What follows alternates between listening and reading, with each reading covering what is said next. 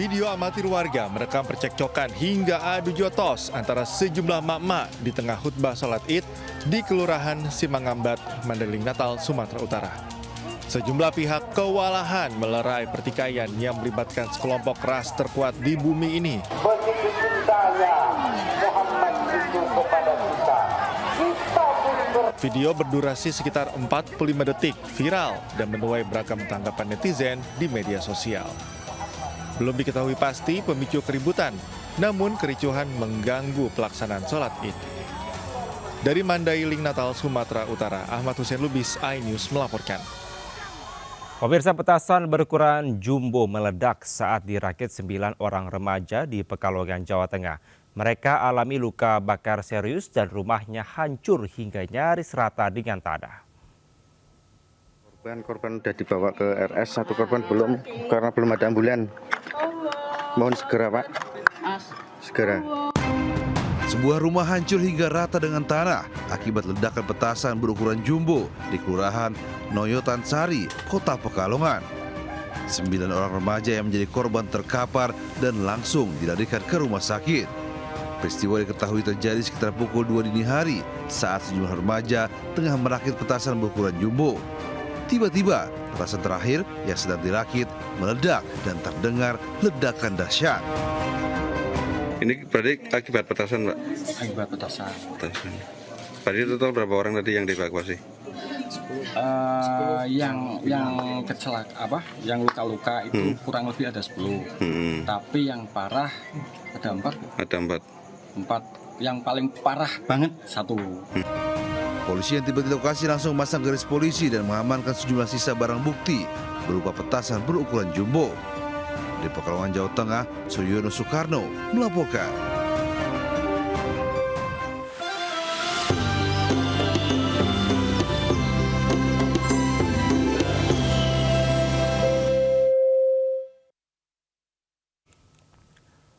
Pemirsa, gegara pengemudi diduga mengantuk dan kurang konsentrasi. Mobil pemudik asal Jakarta menabrak tembok pagar rumah hingga terguling ke sawah.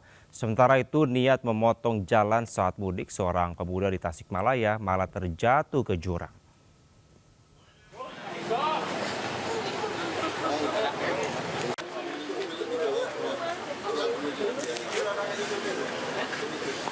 Seorang korban warga Tegal Kenongo Tirto Nirmolo Kasihan Bantul tak kuasa menahan tangis karena mobil yang ditumpangi 8 orang keluarganya mengalami kecelakaan. Diduga kecelakaan akibat sopir mengendarai kendaraan dalam kondisi mengantuk dan kurang konsentrasi. Mobil yang diduga melaju di jalan yang cukup sepi ini tiba-tiba menabrak tembok rumah warga di Jalan Bugisan Selatan hingga terguling masuk ke sawah. Akibat kerasnya benturan, bagian depan mobil atau bagian mesin ringsek. Warga sekitar yang mendengar suara benturan segera mengevakuasi para korban dari dalam mobil. Seorang penumpang yang duduk di samping sopir meninggal dunia akibat terjepit badan mobil. Sedangkan 7 penumpang lainnya dievakuasi dari dalam kendaraan dengan kondisi luka.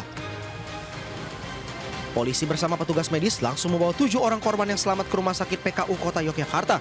Sedangkan 1 korban yang meninggal dunia dibawa ke Rumah Sakit Panembahan Senopati Bantul. Dari Bantul, Yogyakarta, Trisna Purwoko, iNews melaporkan. Mengikuti Google Map perjalanan dari Bandung menuju Garut. Evakuasi dalam. Seorang pemudik dievakuasi di dalam jurang di kawasan Pertamina Geothermal Energi di Kabupaten Tasikmalaya, Jawa Barat. Evakuasi petugas harus menuruni tebing curam dan menarik sepeda motor dengan tali tambang dari dasar jurang. Saat evakuasi, petugas harus menuruni tebing curam dan menarik sepeda motor dengan tali tambang dari dasar jurang. Evakuasi motor dari dasar jurang, kedalaman 8-10 meter, alhamdulillah. Peristiwa ini menimpa Mateo, pemudik asal Tasikmalaya, yang tersesat dalam perjalanan mudik dari Bandung menuju Garut. Dengan mengikuti arahan aplikasi penunjuk jalan dari ponselnya, korban berniat memotong perjalanan agar lebih cepat sampai tujuan. Namun rute tersebut malah membawanya masuk ke jalur pegunungan di area Pertamina Geothermal Energi. Kondisi jalan sempit, terjal, dan minim akses membuat korban kehilangan kendali. Akibatnya sepeda motor korban terperosok dalam jurang di perbatasan Tasikmalaya dan Garut. Tak hilang akal, Mateo langsung menghubungi call center darurat 110. Kabupaten Tasikmalaya, Jawa Barat, Asep Juariono, iNews melaporkan. Pemirsa, kondisi lalu lintas arus balik Lebaran ramai, volume kendaraan mulai meningkat di kilometer 42 Tol Jakarta Cikampek. Berikut laporan reporter Berliana Mileni dan juru kamera Oki Mahendra. Ya pemirsa, saat ini saya sedang berada di rest area kilometer 42 yang mana terpantau sejak pagi tadi lalu lintas di kilometer 42 ini atau di sepanjang tol Jakarta Cikampek terpantau ramai dan juga lancar.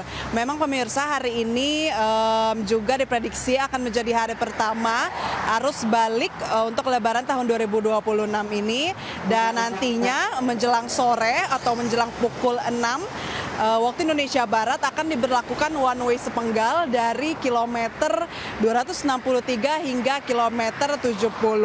Kemudian untuk di tol Jakarta Cikampek atau nantinya akan disusul one way sepenggal tahap kedua dari kilometer 414 hingga kilometer 267.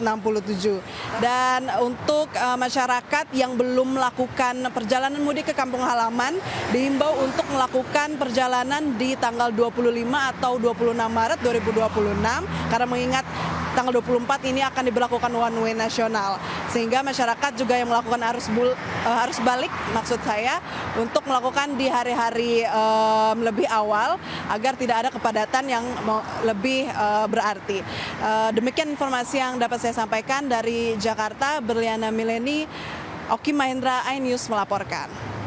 Jangan terus, jangan berhenti, Ibu. Ibu naik cepat.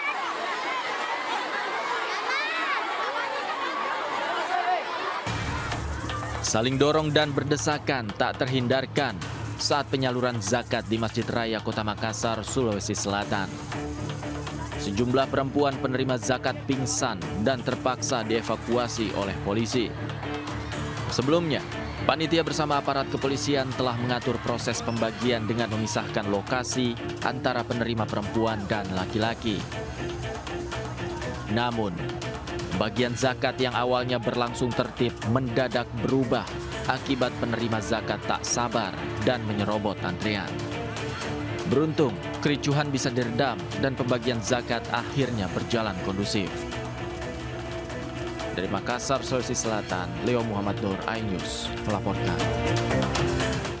Pemirsa, balon udara berukuran raksasa dengan beragam warna, motif, dan ukuran diterbangkan di lereng Gunung Sumbing dan Sindoro. Aneka balon berlatar pemandangan yang indah, menarik ribuan wisatawan.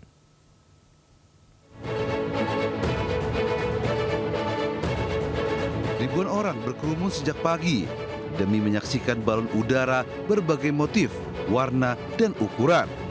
Tak hanya dari Wonosobo, penonton juga datang dari berbagai daerah di Indonesia.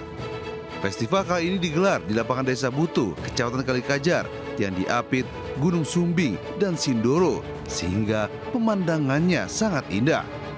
18 balon udara diterbangkan kelompok desa setempat dan kelompok penerbang lainnya. Untuk menjaga keselamatan lalu lintas udara, balon dibatasi hingga ketinggian maksimal 150 meter. Seru sih, terus karena saya desainer jadi saya juga dapat beberapa motif-motif lucu ya kalau sedikit kaos gitu. Dari Jogja. Dari Jogja jam berapa? Berangkatnya kemarin. Tahun lalu festival balon udara ini mampu menyedot 3 juta pengunjung. Saat ini penyelenggaraan diperluas hingga 23 lokasi.